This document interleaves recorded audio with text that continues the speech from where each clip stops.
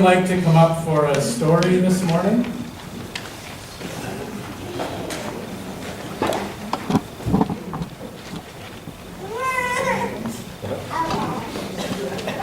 Hi, Simone. Hi, Catherine.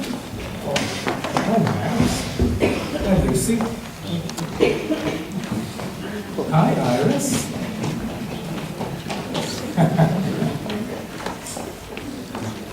Hi, Rachel.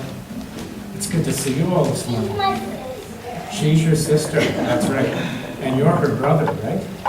Yeah. And I'm their cousin. And you're their cousin. Isn't that amazing? And they're your cousins, that's right. Well, I have a story this morning about a little girl, and her name is Mary, except that she's called Ordinary Mary. But the book is Ordinary Mary's Extraordinary Deed. That's a big word, isn't it? Extraordinary, yeah. So we need to open the book and see what that word might mean.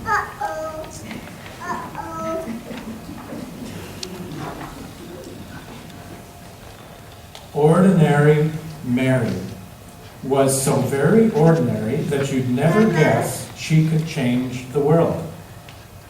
This ordinary kid, she did. She changed the world. One ordinary day, skipping on her way from her ordinary school to her ordinary house, she passed an ordinary vacant lot filled with ordinary bushes growing ordinary berries. Ordinary blue and juicy, luscious, lovely berries. Blueberries. See all the blueberries? Wow. Well, Ordinary Mary picked the ordinary berries and brought them in a big brown bowl to Mrs. Bishop's porch. What? Left berries in a big brown bowl on Mrs. Bishop's porch? That sneaky kid. She did. This made Mrs. Bishop very happy. So she baked a big batch of blueberry muffins and thought of 5 people who might have brought those beautiful berries, then secretly gave each a plate. How great. 5 people got a plate. One of those 5 was her paper boy, Billy Parker. And when Billy saw his name on a note in the driveway on a plate, he quickly parked his bike and ate every crumb. Oh, yum, yum, yum, he ate every crumb. This made him so glad that the next 5 people got their papers on the porch and not in the bushes, where he often threw them. In fact, they were handed right to them, handed their papers. One of those 5 was Mr. Stevens, who was so amazed that he smiled for 10 hours on the airplane. Then said to 5 different people who had heavy bags, "Here, let me help you." He still smiled, and they did too. One of those 5 was Maria, whose cranky little boy, James, stopped crying when Mr. Stevens played peekaboo with him until their ride came. When he waved goodbye, Maria exclaimed, "How strange that a stranger would be so sweet." And the next day, when she was out shopping, once, twice, 5 times, she did something nice for 5 different people, 5 times without stopping. One of those 5 was Joseph, old and bent and gray, in front of her at the produce stand. When he said, "I guess I counted wrong. I don't really need these oranges." Little James reached out to him with an orange from their basket, and Maria put a coin in Joseph's hand and said, "Here, take this. The oranges are on us." As Joseph shuffled to the bus, his heart was full and his eyes were wet and his hands did helpful things for the next 5 people he met. One of those 5 was Sarah, a college girl who was off to see the world and stopped at Joseph's shop. When her bag broke and her things fell all over the floor, she said, "Oh, what will I do?" Joseph said, "This is for you," and gave her a new bag woven with his own hands in red and purple and green. See the bag that he gave her? It's beautiful. Oh, thank you, she said. It's the loveliest bag I've ever seen. When Sarah left, she felt sunny as noon, and she just had to shine on 5 people soon.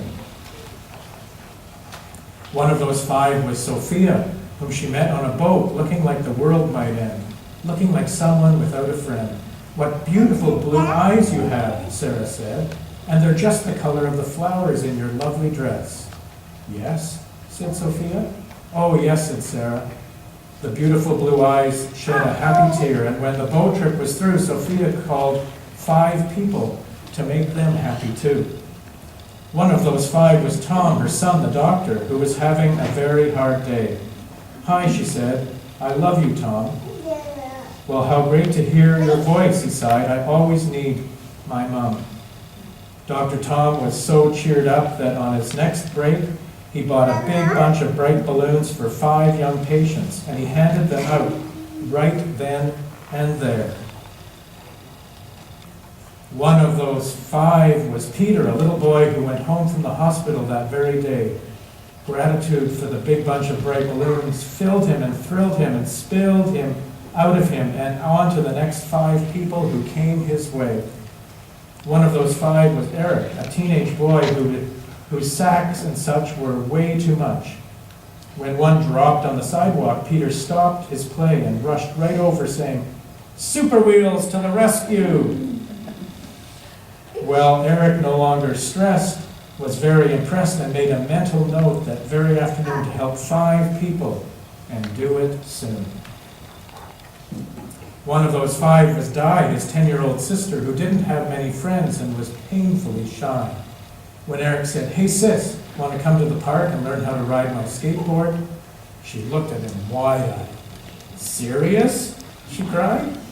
"Sure," he said. And because of her brother, Di decided maybe she could be a friend to another 5 others. One of those 5 was Louise, a homeless woman who lived under the trees. She could hardly believe her ears when she heard Di say, "May my brother and I buy you a hot dog and a drink at that stand over there?" Could it be true? Someone actually cared? Cared enough to give her food and a smiley-faced ring that was practically new? Louise was so pleased that she decided that even though she had nothing, she would find 5 others and give them something. One of those 5 was Mr. Taylor, who lost his wallet in the park, full of 5s and 10s and 20s. Oh, what could she do with all that money? But she found his name and called his home, and over he came. He was so impressed that she was honest in spite of being poor that he offered her a job in his store and vowed to do something generous for 5 people or more. One of those 5 was Kate, a woman on vacation who wanted to see a show she'd heard was a sensation. "Oh no," she said, "it's sold out, but I'm going home tomorrow," and her face filled with sorrow. Mr. Taylor held out his ticket. "I live here," he said. "I can go anytime. Take mine." Kate loved the show and was so touched that she thought buying 5 presents for 5 people back home would really be fun. And one of those 5 presents was a little heart necklace for Mary. For Mary, her niece, and you should have seen her eyes light up in surprise. Mary? What? Ordinary Mary? Yes, extraordinary deed had come full circle, and on its way it had changed the lives of every person living. You see, when Mrs. Bishop made muffins from Mary's blueberries, not only the paper boy, Billy Parker, but the other 4 people, too, made 5 people smile. And those 5 did, too. And after a while, in only 15 days, love was sent to just about every person around the world. Here's how it went. 1 did it to 5. 5 did it to 5 more, it was 25. 6, 25, all the way up to 6,103,515,625. And that, if just from picking blueberries and giving them to Mrs. Bishop.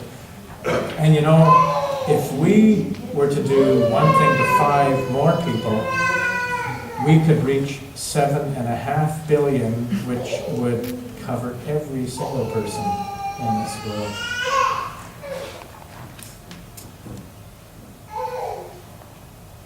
Well, 6 billion is almost as many as all the people on the planet. So after everyone had a share and everybody knew that somebody cared, there was even love left over.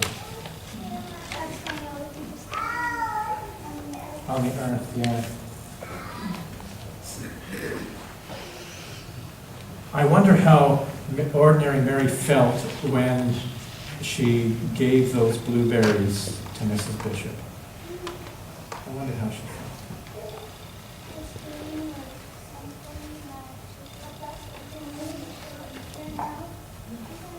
Yeah, she probably had no idea what might happen.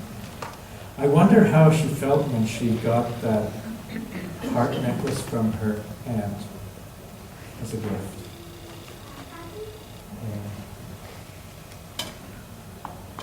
Well, that's our story. And we're going to sing a song now, which is a song that's about each of us.